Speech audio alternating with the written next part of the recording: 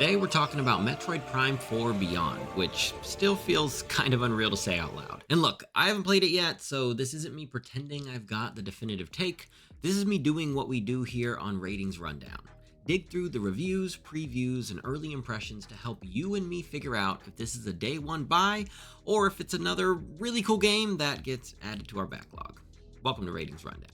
So if you've never played a Prime game, here's the quick vibe. It's not just Metroid, but first person. It's lonely, it's moody, it's all about getting lost on purpose. Scanning everything like a space detective and slowly turning the why can't I go there moment into the oh, I can definitely go there now. And with Prime 4, the big question reviewers seem to be answering is, does it feel like Prime?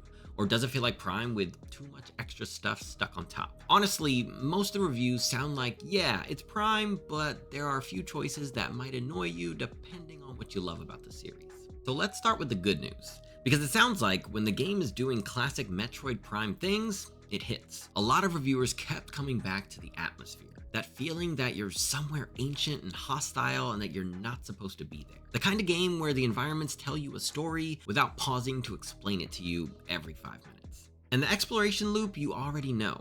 You get a new ability, your brain immediately goes, wait, that means I can finally go open that one door from 2 hours ago, and suddenly you're doing the Metroid math in your head to figure it all out. I've seen people also call out some of the bigger moments, boss encounters and standout sequences as the kind of stuff that reminds you why Prime fans have been starving for a new one. As far as the psychic powers go, this is one of the most interesting parts because I think everyone was worried it would just be a gimmick, like, oh cool, new marketing feature. But as far as the psychic powers go, it seems like most agree that thankfully it's more than just a gimmick. From what reviewers describe, it's actually worked into the game in a way that feels natural. Puzzles, traversal, combat utility, it's not just a fancy animation that you use twice and forget it exists. And honestly, that's exactly what you want from a new mechanic in a Prime game. It needs to feel like a part of the toolkit and not just a toy glued on the side. Now, controls is where it gets kind of interesting, especially with the Switch 2 version, because a handful of reviews bring up the mouse/pointer style aiming and basically say it feels really good.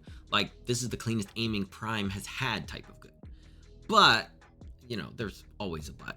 Some people also mention that if you're doing that for long stretches, it gets uncomfortable, which makes total sense due to the shape of the Joy-Con not being the most ergonomic shape. So it sounds like the options are good, but your mileage is going to vary depending on how you like to play.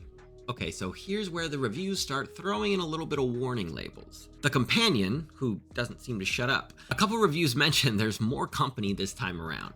Characters talking, guiding, popping up, and the point they keep making is that it kind of fights against what Prime is usually best at, because Prime works when it feels like it's just you and the planet. And if you're someone who loves that isolation, like the creepy quiet where you can hear the vents in your own footsteps, then yeah, you might not love a game that keeps interrupting that vibe. It doesn't sound like it ruins the whole thing, but it sounds like it's one of those design choices that either is like, nice, a little more story and personality, or please stop talking and let me be lost in peace.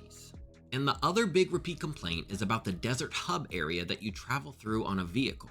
From what I'm seeing, the consensus is basically it's cool at first, and then it starts to feel like a chore. Especially once backtracking kicks in and you realize you're crossing the same stretches again and again with not enough going on there to justify how often you're in it.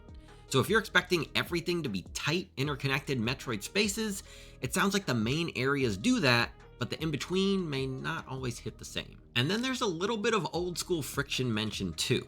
Like some reviewers point out moments where the game can feel stingy with saving, and if you die, you might replay more than you want to.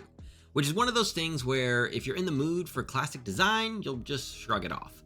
But if you're tired and busy and just want the game to respect your time, you might be like, nah, that's dumb. Alright, so here are the strengths and weaknesses that most critics seem to agree on. For strengths, when it's being Metroid Prime, it sounds like it absolutely delivers. Atmosphere, exploration, and tension. The classic unlock, revisit, and discover loop still seems to be the main attraction. Psychic powers actually feel like a real addition and not just a gimmick. The big moments, bosses, and standout sequences are getting called out as being something you will not forget. For weaknesses, more chatter and the companion presence can undercut the isolation vibe some fans really want. The Desert Hub traversal sounds like it can drag, especially with backtracking. And some quality of life stuff might feel dated depending on your tolerance. So here's where I'm landing just based on the reviews. This sounds like a game that's going to make Prime fans really happy, as long as they can roll with a few modern choices that don't always feel primey. Like the core ingredients, atmosphere, exploration, the slow burn discovery seem to all be there. And if the psychic powers really do integrate as well as people say, that's honestly exciting. But I can already tell the two things that might annoy me, like the extra chatter / company and that Desert Hub travel, as well as the stingy save spots.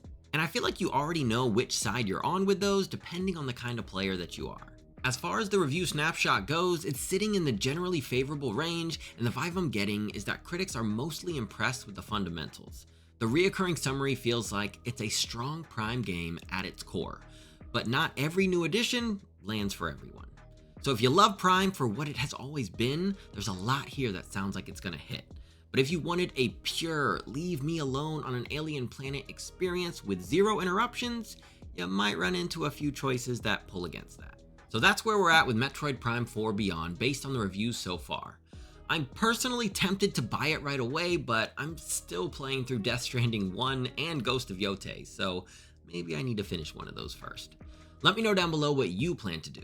Are you gonna wait to see more, buy it right away, or throw it on your backlog?